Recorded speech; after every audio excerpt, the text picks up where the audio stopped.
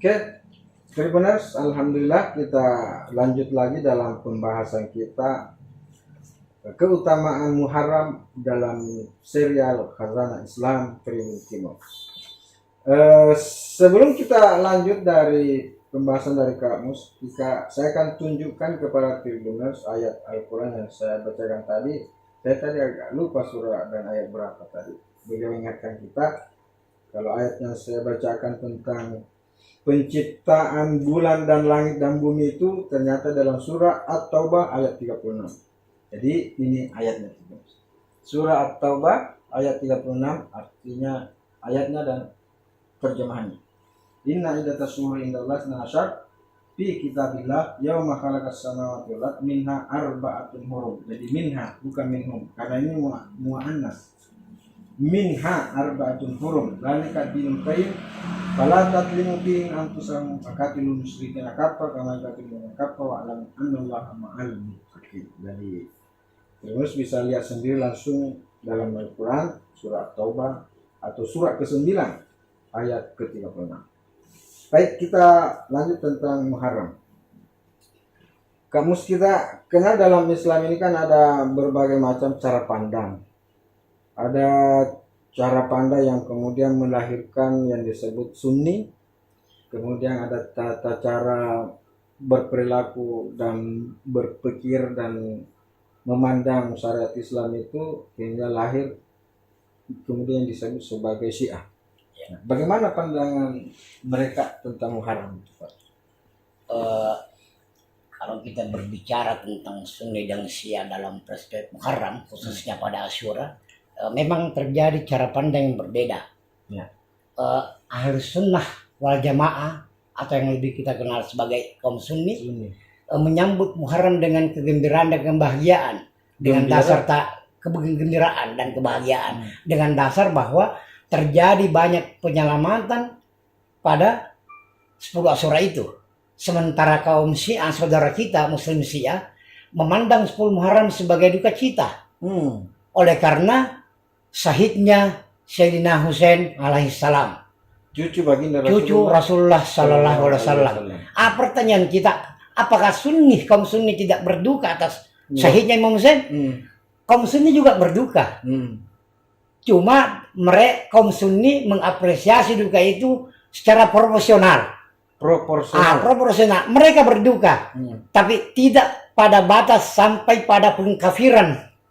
Tapi mereka juga orang-orang Sunni seperti kita juga mengutuk perbuatan yang dilakukan oleh Yazid bin Muawiyah ibnu Ziyad dan Zinan ibnu Zinan yang mengeksekusi. Bahkan Imam Sunni, Imam Ahmad bin Hanbal membenarkan pengutukan jika kita mengutuk Zinan ibnu Zinan, ibnu Ziyad. Ibnu Taimiyah juga kemudian membolehkan pengutukan terhadap Zinan ibnu Zinan. Dan Ibnu Taimiyah ini dikenal sebagai tokoh Ahlus Sunnah wal Jamaah yang kemudian diklaim sebagai Imam Muhabi. Padahal Imam Ibnu Taimiyah dari Sunnah bukan Imam Muhabi. Ya, karena beliau ajaran-ajarannya itu tidak. Tapi positifnya, Syiah melihatnya sebagai duka cita, itulah yang kemudian membuat mereka punya spirit yang besar untuk terus bertahan dan berjuang. Sampai lahirnya revolusi Islam Iran 979 itu oleh Imam Khomeini, itu juga berangkat dari inspirasi Karbala 10 Muharram. Karena berangkat dari duka cita kaum Syiah atas syahidnya Imam Husain pada 10 Muharram. Yang diperingati tiap tahun. Yang diperingati oleh tahun sampai ada beberapa, meskipun dari kalangan Syiah sendiri, banyak ulama Syiah juga menolak yang namanya ribat, memukul-mukul benda. Terakhir, sebenarnya bagaimana cara mereka merayakan 10 Muharram itu versi mereka? Versi Syiah dalam mukul-mukul, tapi ini juga tradisi yang bukan disepakati oleh kaum Syiah. Khususnya para ulamanya tidak sepakat di situ. Ada juga orang Syiah yang tidak sepakat. Ada, bahkan ulama marja besar Libanon. Itu siapa? Saya lupa marja besar Libanon. Marja besar kaum Syiah yang di Lebanon. Bahkan Imam Ali Khamenei menolak yang namanya ribat, tidak menyetujui. Ribat itu yang memukul. Jadi pecah beling Yang tadi Imam besar Lebanon Syekh Fudullah. Oh, Syekh Fudullah. Syekh Fudullah itu menolak. Marja Syiah Lebanon. Yang menolak gitu.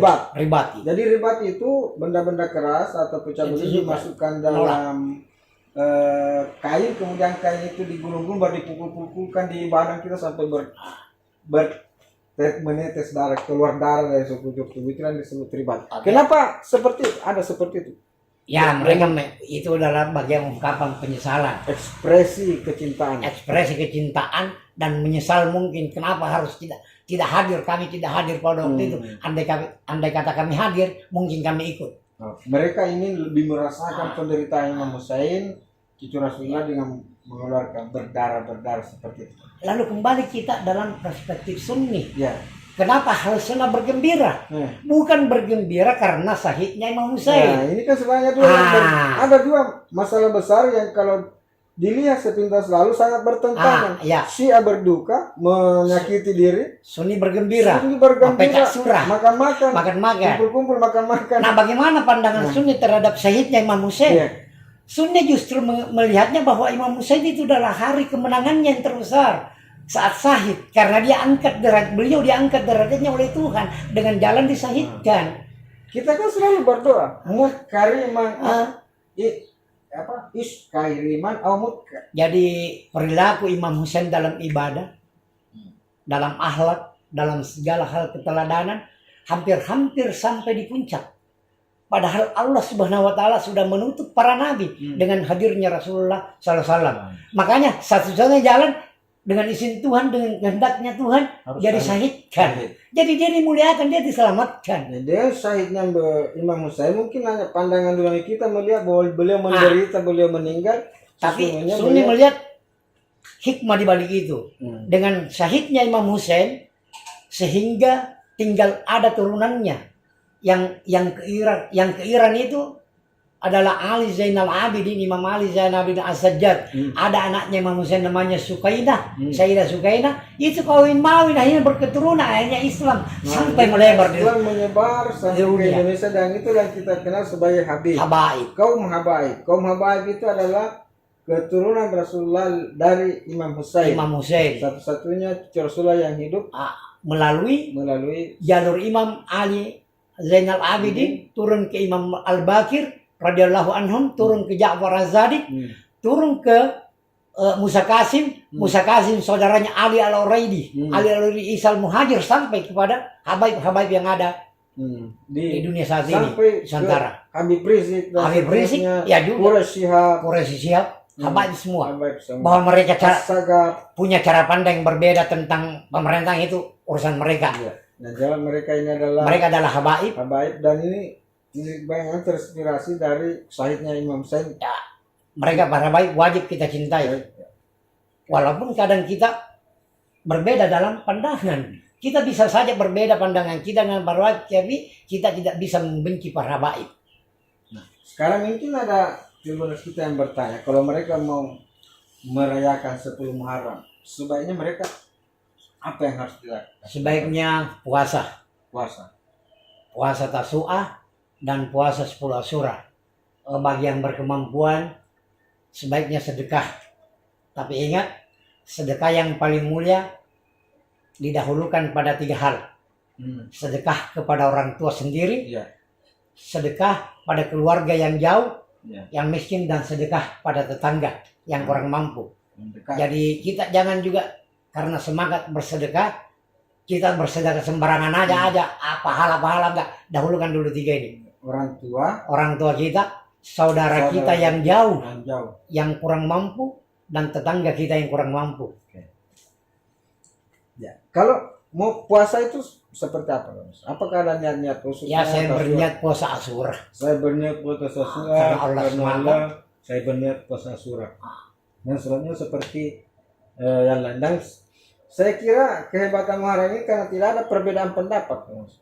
Tidak ada versi hisab dan tidak ada versi benar. Semua sepakat bahwa Muharram itu hari Sabtu dan hari Minggu nanti 9 Muharram, dan hari Senin 10 Muharram. Tasu'a. Tidak ada 2 versi. Tidak ada. Oke, terima kasih. Kita akan lanjut lagi perbincangan kita setelah yang berikut ini. Terima kasih sudah nonton. Jangan lupa like, subscribe, dan share ya.